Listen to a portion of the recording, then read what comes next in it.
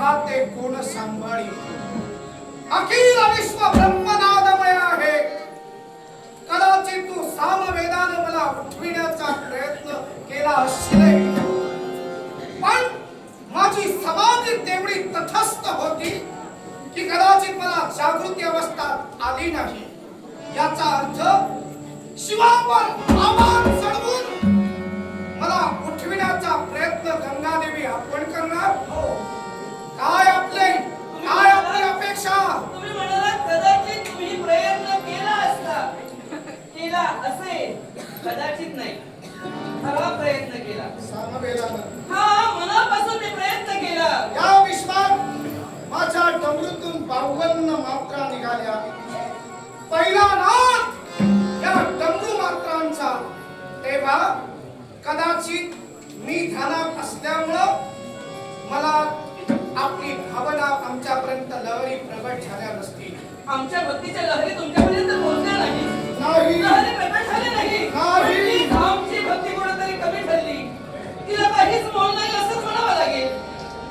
आमचं मन एकसारखं विचारप्रंत झालंय. एवढी मी तळमळते तुमच्या आशीर्वादासाठी. केव्हा किती काळ निघून गेला या चरण कमलाने बिलकुल एकसारखी शिवनामात तदात्म झाल्याने तरी सुद्धा आम्हाला आशीर्वाद नाही. देवी गंगा, हा, जर माझ्या दर्शनासाठी आपण आलात आणि आशीर्वादाची अपेक्षा असती तर आशीर्वादासाठी काही काळ इथं बसायला हवं होतं. काही काळ इथं थांबायला हवं होतं. थांबण्यासाठी आपल्या जवळ वेळ नाही का? थांबण्यासाठी वेळ नाही. मग अजूनही काही क्षण मी थांबले असते. बोला. पण तिची आठवण झाली मला. कुणाची? आणखी कोणाची होणार? आणखी कोणाची होणार? एवढ्यात त्या जर माझ्या बरोबर असल्या, त्या कसल्या तीच म्हणणार मी तिला. ती जर माझ्या बरोबर असली असती ना आणि फक्त ओम नमः शिवाय म्हटलं असतं तरी सुद्धा जगातून जागृत झाला असता. तिला आशीर्वाद दिला असता. गिरिजेच्या बाबतीत आपलं बोलणं होतंय. होते गंगादेवी एकंदरीत काय? तर सौती मत्सर उफाळून आला. मत्सर? केव्हा शिव आपल्यासाठी ध्यान विसर्जित करून आशीर्वाद देता झाले नाही, म्हणून केवळ सौतीचं नाव पुढे सारिलं आणि गिरिजेला पार्वतीला आशीर्वाद देण्यासाठी आपण ताबडतोब तत्पर लगबगीनं तयार झाला असता. आपल्या मनाचा हेतू होय की नाही? मनाचा हेतू म्हणजे सौतीवरचा निर्माण झाला असं म्हणायचं तुला? निश्चितच गिरिजेला आशीर्वाद देतो तुम्हाला दिला नाही हा मनाचा विकारी संशय. सौतीबद्दल नाही. कारण आजपर्यंत ती माझ्या समयेत अशीच वागलेली आहे. आजपर्यंत माझ्या सुखात तिनं कधीच आनंदानं मुख डोलावलेलं नाही. आजपर्यंत बऱ्याच गोष्टी तिनं माझ्या वाईटच केलेल्या आहेत. गंगादेवी ती माझ्या चरणाकडे असते. तुम्हाला तर मी डोकीवर चढवून ठेवले. डोकीवर? अर्थातच शिवशंकरांच्या जटेत आपण स्थिर आहात. म्हणजे ज्या ती माझ्या जटेत स्थिर असतात म्हणजे तुम्ही माझ्यासोबत अगदी जवळीकतेने सहवासात पण असता. महादेवा, मग पार्वतीचा मत्सर करण्याचा संबंध उद्भवतो. तुम्ही आता मला म्हणाला तुम्ही माझ्या जटेत असतात. मान्य आहे, जरी मी जटेत असले तरी एक भक्ती म्हणून तुमच्या चरण कमलांपर्यंत येते. फक्त जटेत बसून राहत नाही, त्या स्वाभिमानानं तशी निर्माण नाही. शाबास. महादेवा, तुम्ही माझे स्वामी आहात आणि म्हणूनच या चरण कमलांपर्यंत येऊन तुमची मी भक्ती करते. हे आमचं काही चुकतं का? भक्ती करणं यात चूक कोण म्हणणार? पण तेव्हा भक्तीसाठी काही काळ तुम्ही थांबला असतात, आशीर्वादासाठी थांबला असतात आणि तेव्हा माझ्या समोर गिरिजेचा नाव न घेता जर राहिला असतात तर शंकर तुमचा हा द्वेष नाही. गिरिजेबाबत मत्सर नाही मान्य केलं असतं, कारण तुम्हाला पूर्णपणे ज्ञात आहे. केव्हा सती मृत झाली तेव्हा माझ्यासोबत कोण नव्हतं. मी विदूर अवस्थेत जगत होतो. जशी स्त्री विधवा म्हणून जगते तसा हा शिव विदूर अवस्थेत जगत होता. पण या विश्वाच्या ठिकाणी पुन्हा पार्वती रूपानं मला मिळाली. पण तुम्ही सुद्धा मला कशा मिळालात याची आपल्याला कल्पना आहे. म्हटलं या विश्वाच्या ठिकाणी शिव आणि पार्वतीला पाहण्यासाठी ब्रह्मदेव आले दर्शनासाठी.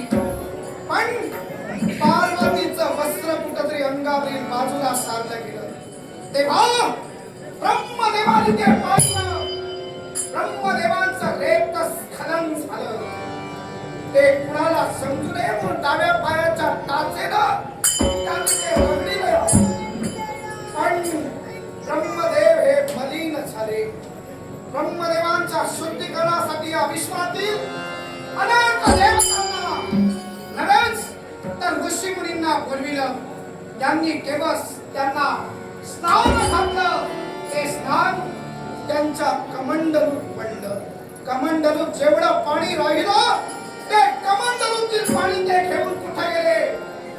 प्रत्यक्ष वैकुंठीच्या नारायणानं बळीच्या मस्तकावर पाय ठेवून तेव्हा त्यांना पाताळात घालविलं.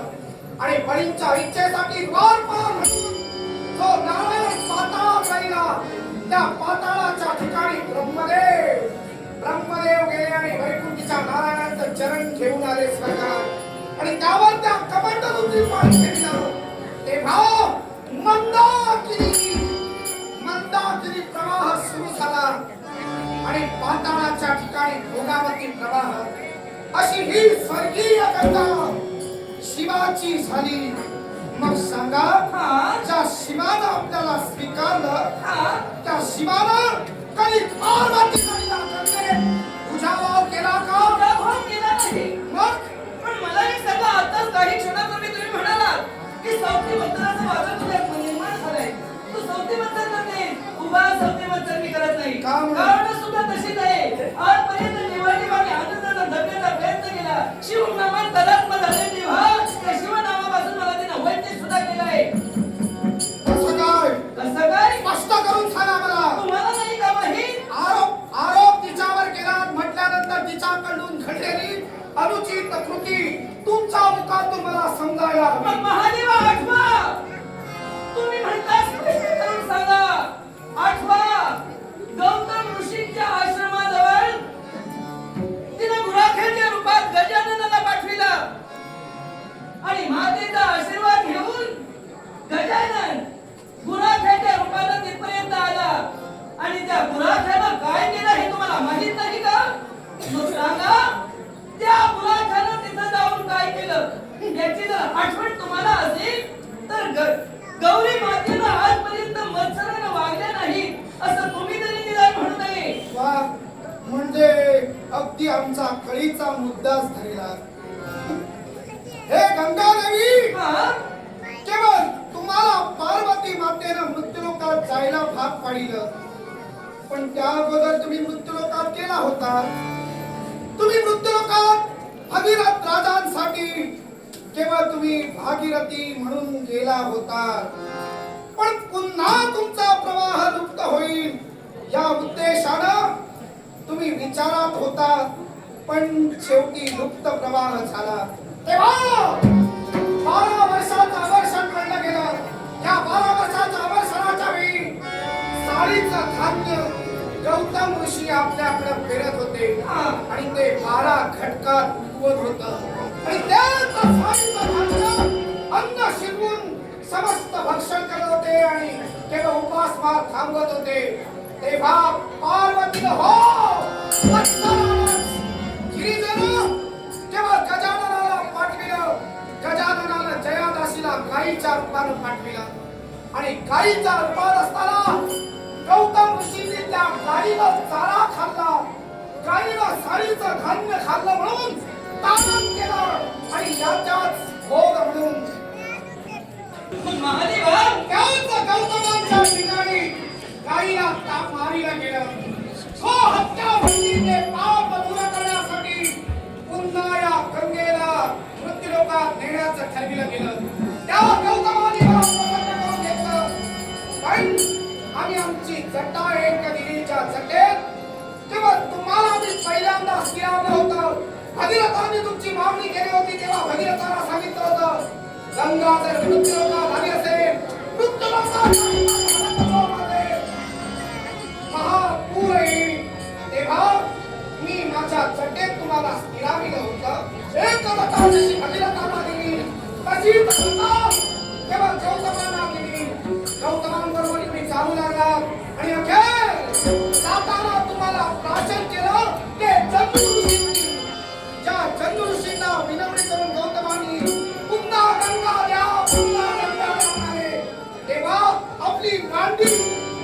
उंचावली आणि मांडीतून प्रवाह झाला ती जान्हवी म्हणून तुम्ही म्हटलात. आणि अखेर गौतमांपर्यंत पोहोचताना लपट छुपट खेळ खंडोबा करत इकडे जा तिकडे जा करत तेव्हा गौतमांपर्यंत पोहोचलात आणि गौतमी म्हटला गेला. मग सांगा, ज्या गिरिजेनं केवळ तुम्हाला नामोहरण करण्याचा प्रयत्न केला, जान्हवी आणि गोदावरी या स्वरूपानं तुमची नावं वाढली की गिरिजेची वाढली? माझी नावं वाढली यापेक्षा शिवा तुमच्या सोबत होता. महादेवा तुम्ही माझ्या शिवाचा आशीर्वाद होता. म्हणूनच केवळ गंगा सुद्धा प्रसिद्ध. आता तुम्ही पुन्हा गिरिजीचं महत्त्व मला सांगत आहात. जेव्हा तेव्हा तुम्ही मला गिरिजीचं महत्त्व सांगतात. मी बाजू घेत नाही. गिरिजेची बाजू घेत नाही. आता सुद्धा तेव्हा नावं गिरिजा गिरिजा गिरिजा म्हणून सांगत आहात. नाही हे लक्षात ठेव. म्हटलं मी म्हणून काही प्रश्न नाही. माझे भक्त नेहमी गुणगान करतात. मला म्हणतात उमा बरा, पार्वती बरा. पण तुला सुद्धा म्हणतात कधीतरी म्हणतात गंगाधरा. कधीतरी म्हणजे तुला काय रोज म्हणायला म्हणजे रोज म्हणायला म्हणजे गिरिजेचा मत्सर तुझा नाही. अर्थातच नाही, कारण आजपर्यंत बऱ्याच गोष्टी दिल्या गेल्यात. आता एकच मला सांगते, मला जर तिच्यामुळे तुम्ही बोलत असाल, तुम्ही जर तिची बाजू मांडत असाल, तिच्या वतीनं तुम्ही बोलत असाल, तुम्ही जर मला दर्शन दिल्यानंतर आशीर्वाद अजूनही दिलेला नाही, एकसारखी मी तुमच्याबरोबर बोलते, आशीर्वादासाठी एकसारखी दमडते. डोक्यावर चढवून ठेवला आणखी तुझा आशीर्वाद देऊ. डोक्यावर नको. डोक्यावर बसवली. कमलापर्यंत आली ती फक्त आशीर्वादासाठी. मग मला आता एकच निर्णय घ्यावा लागेल. आतापर्यंत मी शांत होते, मी मनाने ठरलेलं होतं शांतच राहायचं, पण कशी शांत राहू कशी? शांत राहणार नाही. आता एकच निर्णय घेणार. ज्या देवाला माझं महत्व कळत नाही, फक्त गिरिजेचंच महत्व कळतं. ज्या देवाला गंगेची महती कळत नाही, त्या देवाबरोबर माझी लग्नाची बायको. ती लग्नाची बायको झाली. हो. पुन्हा तेच. हे ऐकून आता मी नाही सांगणार आणि इथं काही काही थांबणार नाही. काय करणार? मला तुमच्याबरोबर इथं थांबायचं नाही. थांबू नकोस. नकोय. थांबू नकोस. धन्यवाद नकोय. थांबू नकोस. माझ्या भक्तगणांना मी सांगेन, गंगाधर म्हणू नका. गंगेला धरलं गंगाधर धरतेत म्हणून गंगाधर आजपासून म्हणू नका. त्यांची एवढंच सांगायचं. त्यांची नावामध्ये कमी होईल. एखादा हो, तिकडं अजून एक नाव वाढवाल तुम्ही. हो, तिकडे आणखी वाढूया. तेवढंच राहिलं फक्त. शिवानं ठरविलं असतं तर वाढली असती, पण मला वाढवायची नाही. माझी दोन पुरे म्हणजे? म्हणून मी ठरविलं. पण तुम्ही जाता, मी दोषी नाही. शिवाजी जर ठरविलं असतं तर वाढली असती. मग फक्त मला माझं एकाच वेळा काय नाव घेतलं जातं? माझी नावं का वाढलेली नाही? प्रयत्न कर वाढव. मृत्यू नका भागीरथी म्हणतात. तुला पाताळात भोगावती म्हणतात. तुला स्वर्गात मंदाकिनी म्हणतात. जगाला काही सुख सवलतीला ध्यानाला म्हणतात. आणखी किती नावं? शिवशंकरा, तुमच्या नावावरून माझ्याबरोबर त्या त्या नावं आहे ना? माझी नावं आणखी वाढली असती ना, तर मला वाटलं असतं, पण तेवढं तुम्ही केलं नाही. काही गरज नाही. मी मनात आणली तर आणखी तिची नावं वाढलेली असती. होय. पण माझी नावं वाढवण्याचा काही प्रयत्न केला बापरे. नाही. म्हणून अशा महादेवाबरोबर काय करणार? मला आता इथं राहायचं नाही. मला तुमच्याबरोबर तुमचं प्रेम आता नकोय. गंगा. कारण ज्या पतीला पत्नीचं महत्व कळत नाही, योग्यता कळत नाही, महादेव असला तरी सुद्धा त्या महादेवाबरोबर मी राहणार नाही. कारण तुम्ही मला धडधडीचा अपमान करता आहात. धडधडीचा अपमान केल्यानंतर मी एकच ठरलंय, तुमचा त्याग करीन, त्या कैलासाचा त्याग करीन आणि इथून अशी मी जाईन ना, पुन्हा येणार सुद्धा नाही.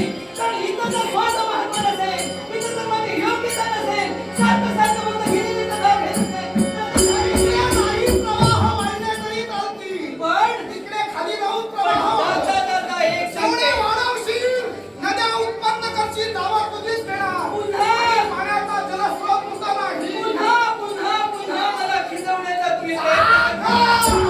पुन्हा मला हिणवण्याचा प्रयत्न करता. महादेवा, तळमळ ठेवा,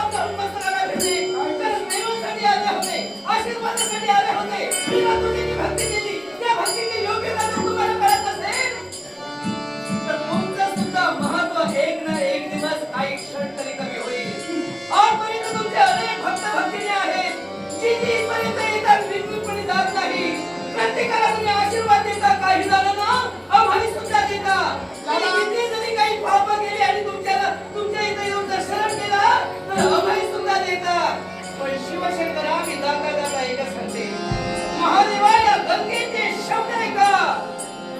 फक्त शब्द नाही, ज्या महादेवाला माझी योग्यता कळली नाही, फक्त गंगेचे गुणान न गाता फक्त त्या पार्वती देवीचे जर गुणान गात असाल तर यावेळी मी एकच करीन, तुम्हाला शाप देणार मी तुम्हाला. हो, शाप देणार.